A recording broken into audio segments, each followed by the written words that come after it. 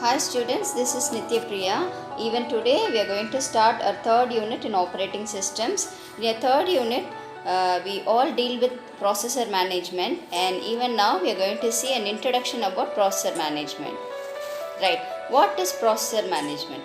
You know what a process is. Any task or any job that's being handled by the operating system is called as a process, right? This process has to be handled out by a processor. Okay, the processor is nothing but CPU of a computer, and you know pretty well that CPU can handle only one process at a time. Okay, except for multitasking system, for ordinary computer systems CPU will handle only one process at a time, right?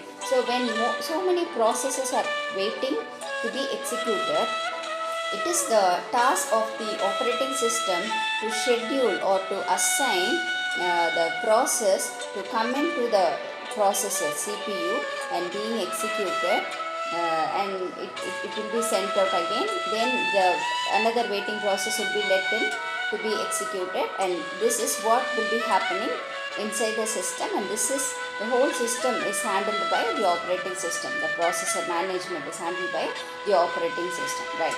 So normally in multi-programming environment, when so many processes are there, it is the task of the OS to schedule the process. Okay, it will not let any process without executed, right? It will allow all the processes in, and it will allow everything to be executed, but it cannot handle every process at the same time, right? So it has to let one by processes one by one, and then only it can be executed. So this is called as process scheduling, right? So to do this process scheduling or processor management, OS will does the following three things. So see the points 2, 3 and 4. It keeps track of the processes and the status of the process. Process states will be many. Ready state, wait state, terminate state, right? So new state. So like this, it will be it may be in any status. Okay, a process may be in any state. So depending on the status of the process is waiting, the OS will assign the processes for the processors. Okay, so the task of process scheduling is done by a specific program inside the computer system, which is called traffic controller. With the help of traffic controller, OS will do this processor management, right? So after selecting one process, it allocates the processor to the process. Okay, so after the process is over, it just reallocates the processor and makes it available to some other process which is also waiting. So this is called as processor management. Okay, so when multi-programming environment is carried out, also this is done. Then also it is done in multi-programming environment. One CPU can handle more than one program, so that is called as multi-programming environment. Okay, so it is the task of the OS. Then in multi-programming environment, OS decides which process will use the processor for particular amount of time. Okay, so for example, if process 1 is handling the processor for 5 seconds, process 2 will use processor for 3 minutes. Okay, so likewise, depending upon the size of the process and the priority of the process, CPU determines the amount of time that the processor can be used by the particular process. Okay, so the time is also decided by the OS and telling, right? This assigning and deassigning of processors to the processors are handled by the operating system. Okay, right. So in case of processor management, processor management, the OS performs the following activities. As I said, it keeps track of the processor. It is repeated. Okay, so it keeps track of the processor status and the process status.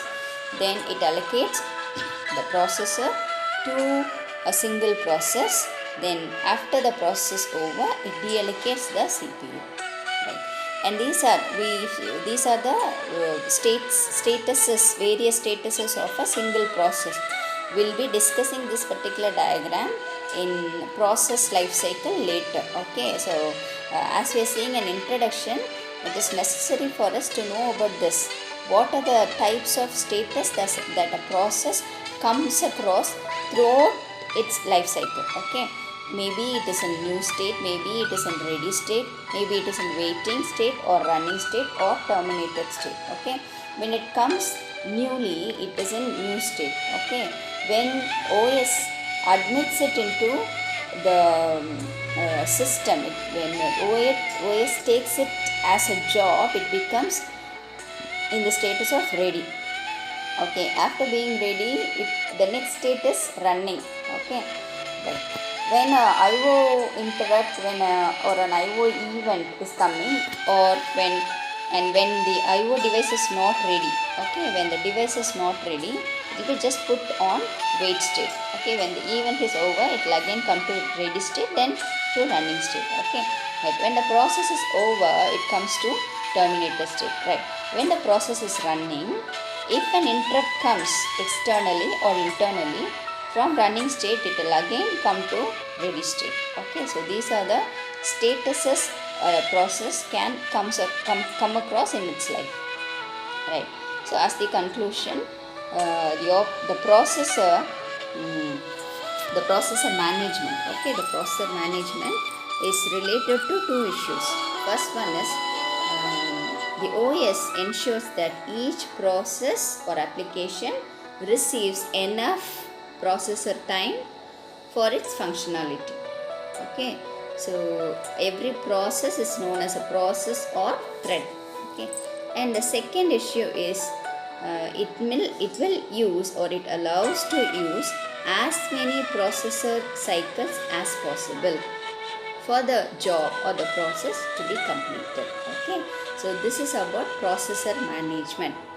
To sum up, the processor management is handled by the operating system. In that, process will be handled out by the processor. Like that, many processes will be there in waiting state in a computer system. So the operating system just comes in and decides or selects any one process to be executed currently by the processor. Okay, so the processor will be assigned a process.